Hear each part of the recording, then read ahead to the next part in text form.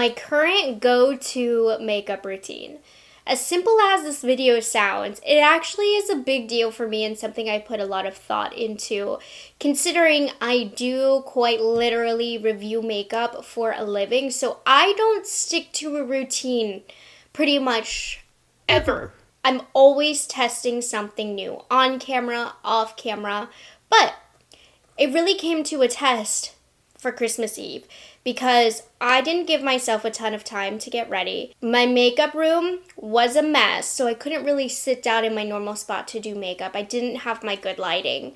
And I had to grab for products without thinking about what I was actually using that I knew were going to look good, that I knew were going to last, that I'm comfortable with, and that I can apply in not very great lighting. I was literally standing, and I know it's going to look good. I can rely on these products.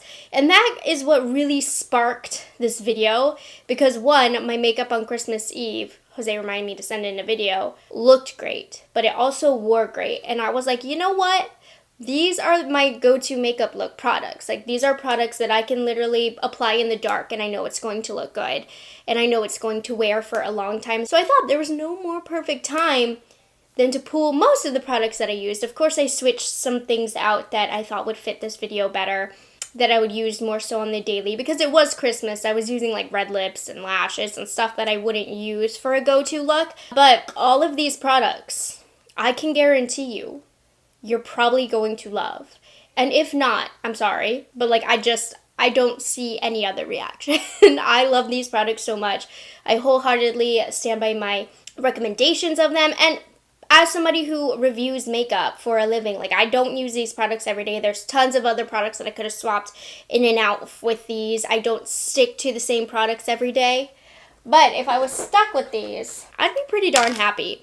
So prepping the lips, it's winter, my lips be chapped, okay? So one of my favorite lip masks to apply before makeup is the Lawless Forget the Filler Overnight Lip Plumping Mask. It's just funny to me because I've been a Laneige lip mask fan for years and years, and I still love them, still use them, still buy them, still get the holiday kits of Laneige. So it hurts me to physically get this out loud that I do think this Lawless is better than the Laneige. But it is. I'm still going to use my Laneige. I'm still recommending my Laneige. But truth be told, Lawless is better. It's thinner. It's more penetrative. Is that even a word? It penetrates better into my lips. Now, for skin, again, it's winter. I do have dry skin. So I am looking for the most hydrating base. As the weather shifts, I don't always use something extremely hydrating. But one that's been very reliable for me is more of a skincare product, but I use it as primer because it's so lightweight. It's the MAC Hyper Real Ceramizer Skin Balancing Hydration Serum. I could kiss the MAC makeup artist on the lips who introduced me to this. She said, your skin might like this, and she was right. I think on the day of Christmas Eve, that makeup look that I keep referring to because it was the inspo behind today's video, I used Laura Mercier Hydrating Primer, but this one I actually think is a little bit more deeply hydrating. Laura Mercier's is a little bit lighter, which it should be. It's a primer, not actual skincare, whereas this is skincare. But I feel like maturing is realizing, for the most part, if you have dry skin, just do skincare. You don't really need all the primers. I still use them. I still like a primer. Don't get me wrong. Don't attack me when I'm using skin primers. But my skin is just as good if I just have a good skincare routine prior. Next up, I need to shape my brows. I like to do this before I put on foundation. Sometimes I'll do it after foundation, but it allows you to really brush and shape the brows without disrupting any foundation underneath. This is just the order that I've been doing things lately. Rare Beauty Brow Gel, best in the biz right now, best in the game. I'm such a product-focused channel, so I'm talking a lot about the products. But this video is actually really based around the routine, the look, the order that I do things, how I do things. The products are really just a bonus. Like I say, I don't use these every day. There's plenty of other products I could replace in this video and be very happy with my makeup still. But I like this brow gel because it really separates the hairs nicely to the point where I feel like it makes my brows look thicker than they actually are. It has some nice volume. And I got asked the other day for a brow gel that doesn't paste the brows flat. I mean, you can use your fingers and flatten your brows with this if that's your jam, but you don't have to. Your brows are going to hold like this, and it doesn't necessarily paste the brows down. In fact, I do feel this brow gel does make my brows look more voluminous. So the way that I've been liking to do my brows is I do have the centers of my brows pointing a little bit more up, and then we go kind of in a diagonal all the way down. And then if you want, you can also kind of push these down. And that gives my brows a fuller look. And I'm going to let this dry. We're going to fill in later. I prefer to do brow gel before brow pencil because I find I need to fill in a lot less. So brow gel before brow pencil has been my routine for the last year or so. Now foundation, of course there's so many amazing foundations. One of my favorite go-tos right now is the Dior foundation stick. I know it's bougie, but Dior is one of those brands that I think it's worth splurging foundations for because they have, in my opinion, the most consistent, best quality foundation range. And you know, you're putting it all over your face. It's the first thing that can make your makeup look like trash, honestly, if you don't have a good foundation.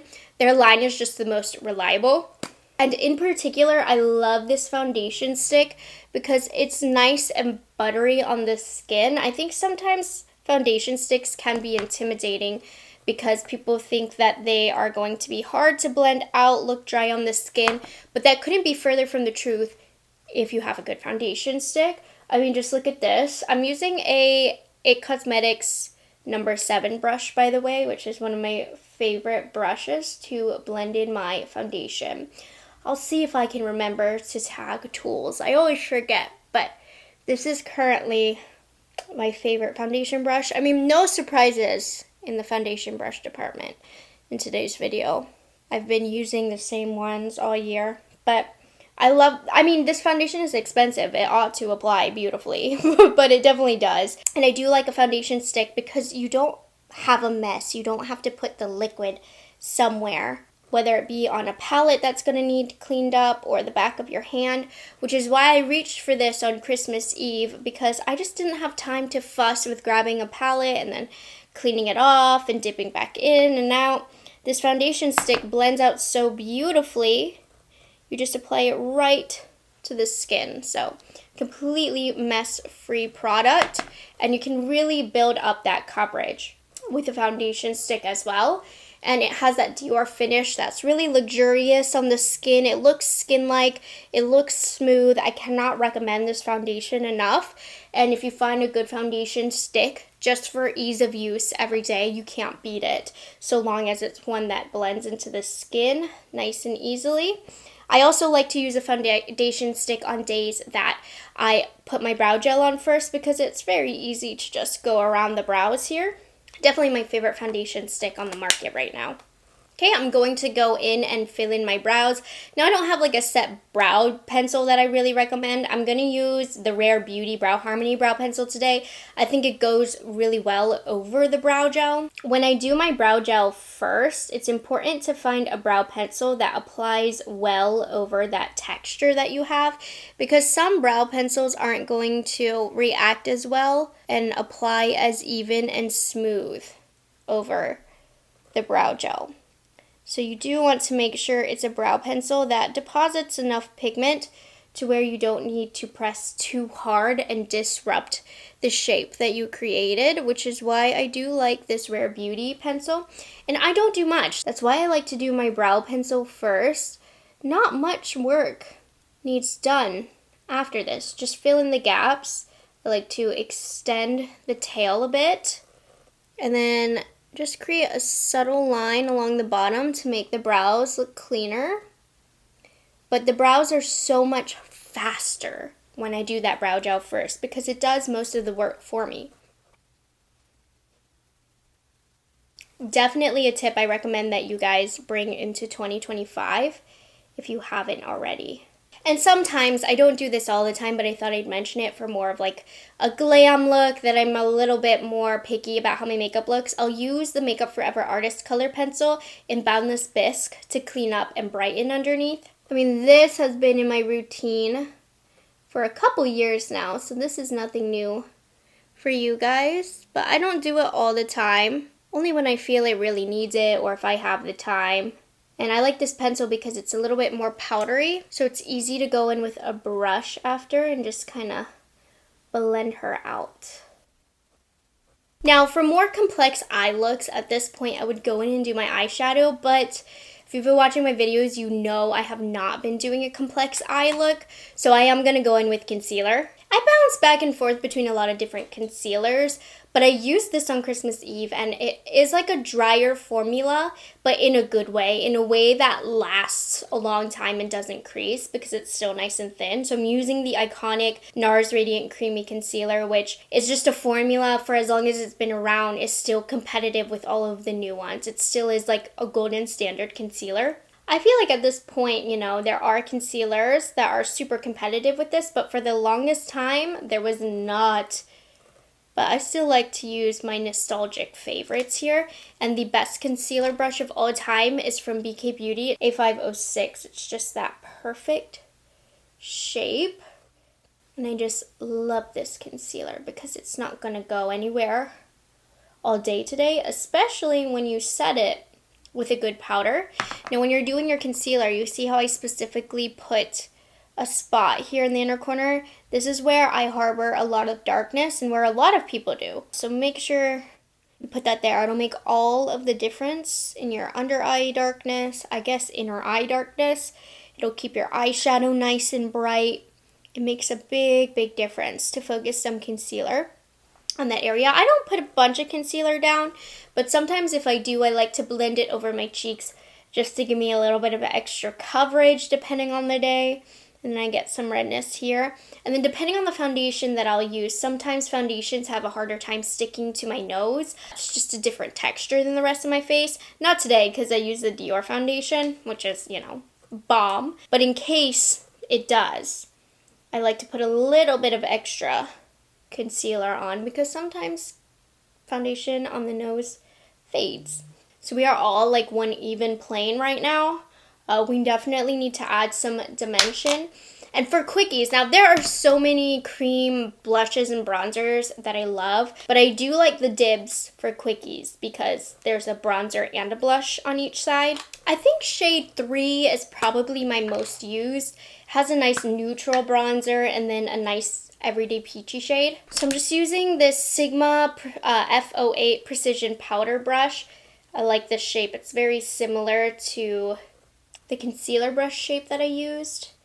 And I'm just going to apply this right onto the skin. Now, I like to get it on my brush because it doesn't move the foundation underneath. It applies a more even application as well. I mean, sometimes if I'm lazy, I'll draw on.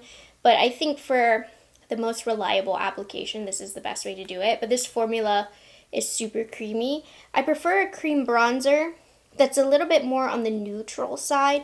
By nature, this does have some warmth to it. It is a bronzer, but if I want it to be more warm, then I'll go in with a warm powder bronzer over top. But I like to kind of use my cream as a little bit more contoury, just to add a little bit of definition to the face. I'm guilty of sometimes taking my bronzer too low. You really want to keep it high.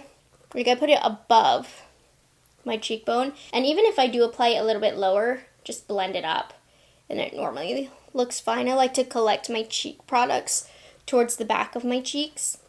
And then I'm taking my For Contour 3 brush from Patrick Ta, the best nose contour brush in the game. I'm just drawing that down, blending it out. Sometimes I'll flip to the blending brush side. And it is nice to get a little bit of color on the nose. I don't feel the need to be too accurate with this. I'm not really trying to give myself a nose job here. Not for every day anyways. So I just like to get that color on the nose so it's not one-dimensional. Then I also like to apply some of this right here. This makes the biggest difference for that pouty look. And then if I'm feeling frisky, sometimes I do, sometimes I don't. I'm not going to today because I'm wearing a white shirt and I don't want it to hit it, but sometimes I will sharpen up my jawline. But since I'm wearing white, sometimes it hits it. Okay, and then blush. I'm using, it's kind of the same shape as the Sigma BK Beauty 109. BK Beauty has the best synthetic fibers for creams. And I keep my color towards the back. I know right now it's really trendy to keep the color towards the front. But I don't know, I just feel like adding the blush on the outskirts sculpts the face a bit. And sometimes I'll go over with a powder blush and bring that in a little bit more. But isn't this color so pretty and natural? Now this formula from Dibs, it doesn't really set down. So I am going to reinforce longevity with some powder. Whatever is left on my brush, I'll just kind of put in the center of the nose. Again, just to keep that dimension in the face. Now the best setting powder in the world. There's a few, depending on the day if you ask me. What did I do? Christmas Eve, the old Givenchy powder. Perfection. My under eyes did not have a crease at all throughout the day. But they no longer sell that formula, so we're going to do Huda Beauty, which is the next best thing. I think Huda Beauty is better for oily skin anyways. I just have dry skin, so I prefer the Givenchy. But doesn't matter what I prefer. Givenchy didn't... What are they doing? Let me not get mad here. I'm using the shade Pound Cake from Huda Beauty. Now, how much powder somebody uses really depends on their preferences, their skin type, the products that they used, all of that. Generally speaking, for a day that's going to be long, that I want my makeup to look good for, I'm doing a subtle baking technique. So I'm just taking, this is from One Size, this sponge, where you can get them on Amazon. I'm just pressing. Now, what I used to do is I used to look up, spread the skin, keep the under eye uncreased, and then look up and go like that to set. I found, as I'm getting older, that doesn't work quite so well. In order to keep my makeup from creasing, I just have to look straight and just let the powder be where it is. I don't know if that made sense, but like I find that when I stretch it out, powder it, and then my eyes go back to normal, it emphasizes some of the creasing and fine lines. Whereas if I just apply it with my face relaxed and set it that way, like that's how my face is. So it's the most natural blurring set. Did that make sense? Ex-teacher over here, struggling. But anyways, I have a lot of pores right here, so I like to set with the powder here. It does a nice job of covering. Get some on the forehead as well. And then I like to brighten up the sides of my nose. And then if I'm feeling extra fancy schmancy, I don't do this all the time, but can brighten up under here. This is a little bit like 2016 makeup days, but like a more subtle version of it. You know, I'm not using half the container to set it. No need to brush it out or anything. We're just pressing it in like so. So despite me having dry skin, the face is pretty matte. That's how I like it. Because I use like a hydrating base, my natural oils are going to come throughout the day, but also it's going to last a long time because we started off at a more matte base point. But on the outskirts of my face, my blush, my highlight, I want to reinforce it, make sure it's going to last a long time. You know, on a day that I don't need my makeup to last as long, not as worried about this. Hourglass is a good one to go to. So what I look for to set my bronzer, my cream bronzer, is a really silky powder bronzer formula that doesn't deposit too much pigment, because you don't want it to get stuck on the cream because the Dibs doesn't really dry down. So you want something that's almost not a bronzer, like that is super duper light, almost your skin tone, that's going to glaze over the cream bronzer without getting stuck on it. So another good one, I'm sorry, only expensive options, the Chantecaille. This is actually a finishing powder. Sometimes finishing powders are the best option in medium deep. I think I'm going to use this one today. But if you have like an Hourglass finishing powder in a deep shade, that would work. Even the Hourglass bronzers, they're so silky, you can use that. I'm going to use this one today from Chantecaille with one of my favorite bronzing brushes, Rephr 05. But this is not going to catch onto my bronzer at all. It's simply going to set it. And that's what I want. I didn't really want too much more added color. And then I'm going to go into my Hourglass palette. I want to set just a tiny bit of my blush. Let's see. This is an old palette, by the way. They come out with new ones all the time. I do try and reach for the old ones. This one is a bit bright, but I'm just going to use it just to lightly set over, reinforce the longevity. The good thing about the Hourglass powders is they're not completely flat, so it's not like powder on powder on powder, matte on matte on matte. So I still am going to have life to my face. And then I'm going to use is there a strobe powder in here? Here is the strobe powder, which is just their highlight, super silky. I have been off of highlights in 2024 all year.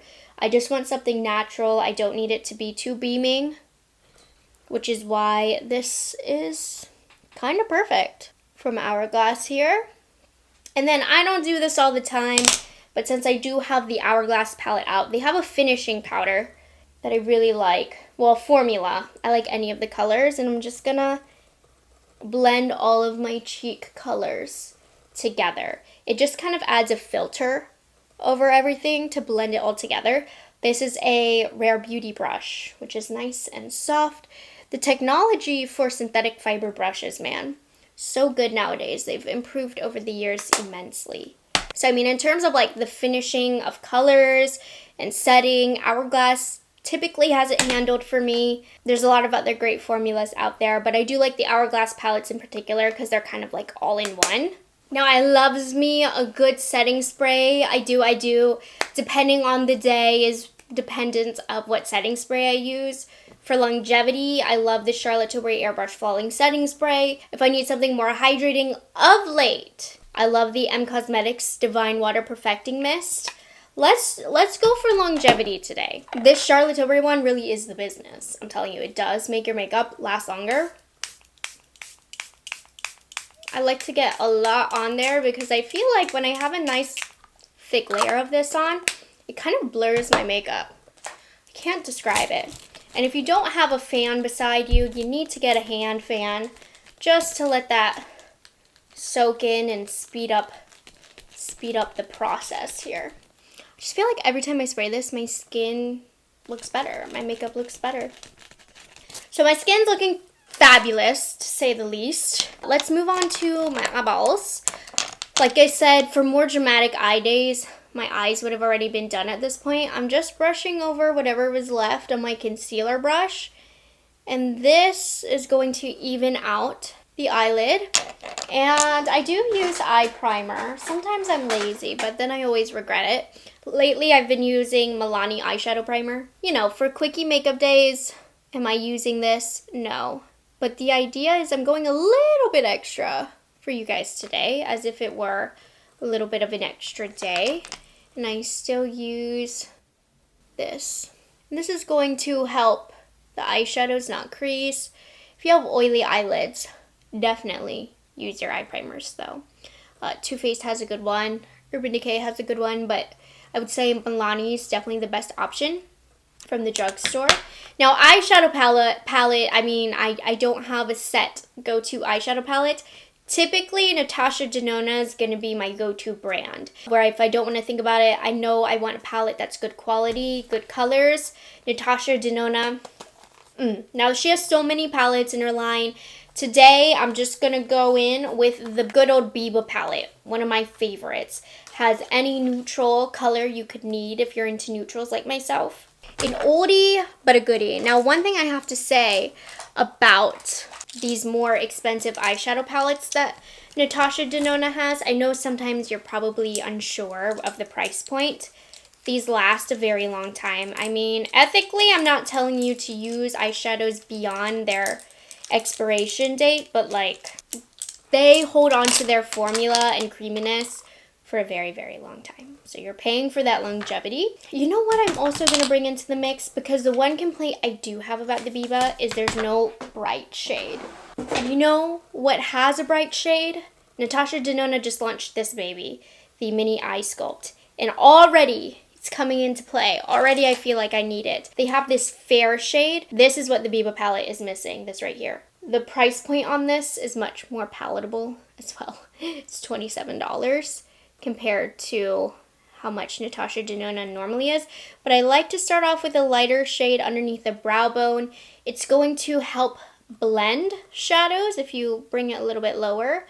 But it also helps kind of lift the brows. I think it gives a really polished look to eyeshadow. And eyeshadow is not all of that right now. It's not like the most popular style of makeup, but I'm a shadow girl. I don't care. So I'm going to use a little bit of freckle here using Nikki LaRose BK Beauty and 13. Very nice soft crease brush.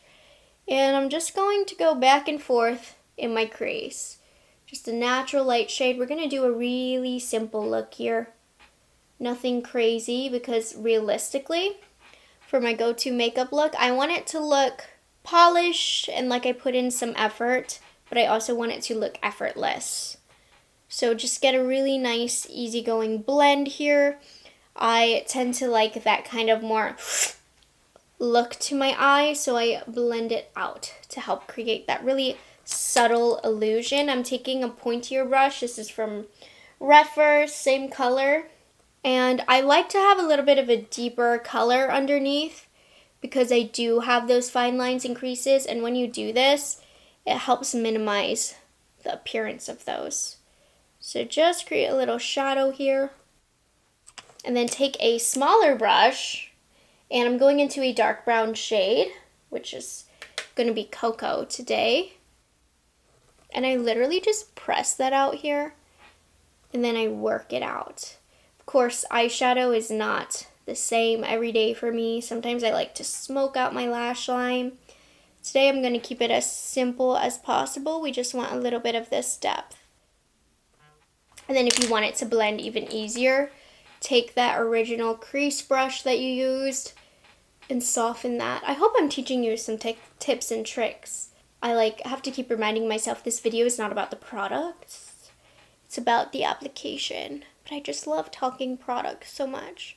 Now on the eyelid, I just want something light and bright. Sometimes, I'll go into that same shade that I used under my brow bone. But let's do a little bit of a champagne shimmer today. So I'm going to use some of Monroe. I've been liking a really simple, light eyelid. I just am using my fingers, and I'm putting that all over.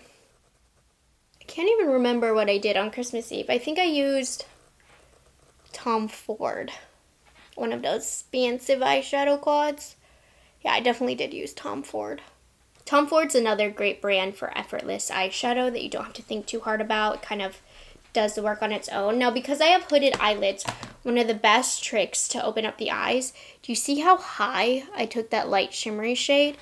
This is one of the best, most simple tricks to open up the eye, and I'm just taking my crease brush, making sure that that's all blended in. And then sometimes I'm going to take that same Monroe shade, it's that shimmery shade, and I like to bring it even down here.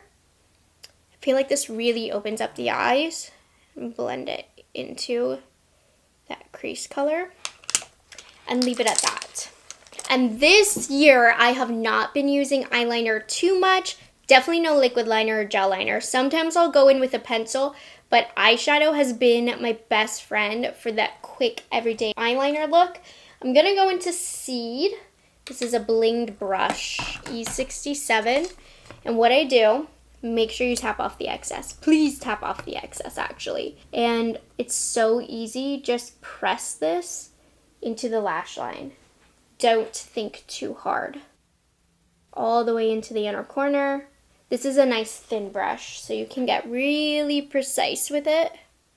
And I'm telling you, when I do this makeup look with all of these good quality products, I get this look done so quickly. So you can leave it like this if you want to go a little bit extra for more of a fancy time, a little bit more glam. I'll do a mini inner corner wing. Just like that. I just extend it a little bit. Let the brush do the work for you. I mean, I'm only human. Sometimes it does need a little bit of adjustments, but for the most part, that's pretty good. Like just this subtle little doot-doot that I added to the inner eye really gives a cat eye effect. And then I like to match that up with something quick and subtle on the outer corner. Now the outer corner wing, I can't live without. Like, to me, a makeup look needs this. It's just not complete without it. Maybe it's the millennial in me. But I'm gonna have a wing because, like, look at the difference. Look at the lift that adds. Keep it really subtle. Then sometimes, one of my favorite tricks to keep it really natural and pretty, if you take like a pencil brush of some sort, you can soften it all. I don't do this all the time. Sometimes I want that definition, but for more natural days, you can soften it. I don't think I really want it softened though, so I'm actually just gonna press that depth back in. And then this year was the first year that I went super natural with my lashes. I'm a big false lashy girl, no shame. I think it makes the biggest difference. But I've minimized my false lash use because of this Shiseido lash curler in these last recent months. And with the techniques that I'm going to show you, which are not the first time you've probably ever heard of it. But I'm going to start off getting that nice natural curl in. The Shiseido fits my eye shape really well. It's all a matter of finding the lash curlers that fit your eye shape well. But if you have like more Asian eye shape, this will be amazing for you most likely. It gives the best curl to my lashes. It really gets to the base there. And then mascara, I'm shifting all throughout the year because I don't hold on to my mascaras very long. I like this Fan Fest one from Benefit because it's pretty lightweight, and you want a lightweight mascara, nothing heavy, if you want your lashes to hold a curl and not have to need a false lash. We like the Fan Fest because it holds a curl really well. So I'm just going to build this up probably 2 coats or so. And while I do love a false lash, I'm trying not to have one today, just so I can show you. Because it does save a lot of time to not have to put on a false lash. That's for certain. And I love a false lash, no shame in my game. But sometimes I don't want to put on a false lash. I like the shape of the wand for getting the lower lashes because mine are pretty stubby. Now you listen to me. We're not done with our lashes, but we want them to dry really quickly.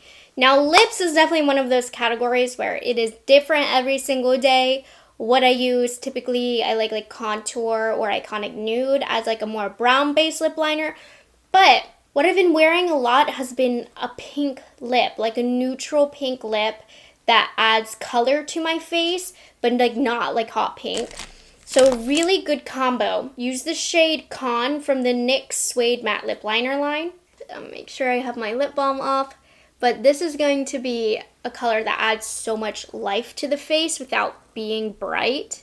But it still is bright. You'll see what I mean. Don't overline the corners. Stay within your natural lip shape. And then I find I don't want a lip line that's too overlined, but I like to get a little bit of plump here. So I will go under my lip line in the center. If you go over on the sides, it looks really unnatural. It looks like you colored outside the lines, but it's harder to tell here because the lip has that natural plumpness. I mean, it depends on the anatomy of your face, but that's also why we added that contour down here. And then controversial, but I find filling in my Cupid's bow gives a fuller effect. Now I do find with more brown colors, you can get away with a more intense overline just because that's like a natural shadow shade. But with this shade, not too much. Okay, lip color, few different options that I like to use. One of the best is the Essence Liquid Lipsticks in Pink Blush. I always get asked what I'm wearing, but I just want to share with you my experience. For Christmas, I wore a red lipstick, which I normally don't love a dark, deep, or bright lipstick because it gets all over my face, especially if I'm going to be eating. But this formula from Estee Lauder, these are the Pure Color lipsticks in matte. So long as you don't put too thick of a layer on, does not budge. I didn't get that weird line after eating, lasted a long time. So these are really good for longevity. So I think I'm going to use one today. I haven't used any of these colors, but I want that effect. That one might be too deep.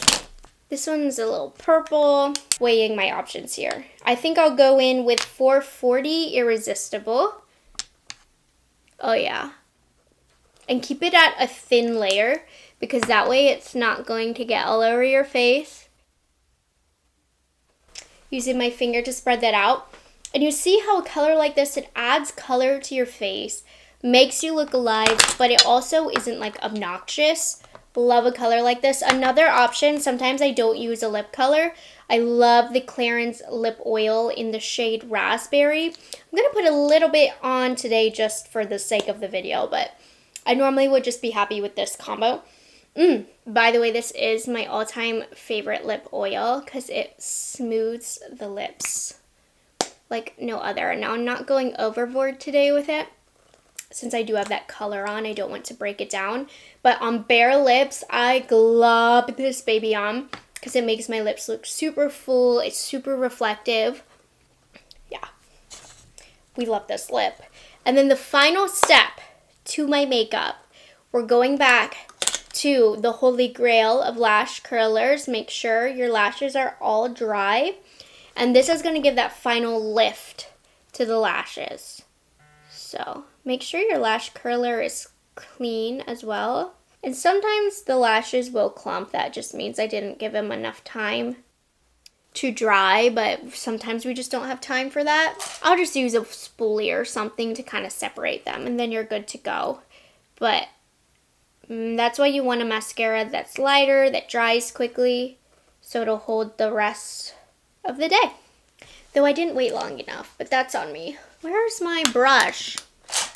Must be in the other room from when I did my makeup the other day. And there we have it. This has been my go-to pretty much everyday makeup routine for any activity. I think it really enhances what I want it to enhance. It doesn't look too heavy. Of course, it is a process. But this is part of my therapy in the morning, you know, relaxation. But all of these products I'm going to have linked down below. I recommend all of them wholeheartedly. I wouldn't have put them in this video if I didn't. And I think altogether you get just the most stunning, flattering look with all of this. So I hope you guys enjoyed this video and found it helpful. Thank you so much for tuning in to my go-to makeup look. Hope you learned something. And with that being said, I hope you guys have a good one. Make sure you like this video and subscribe to my channel for more. And I will see you guys in the next one. Bye guys, have a good one.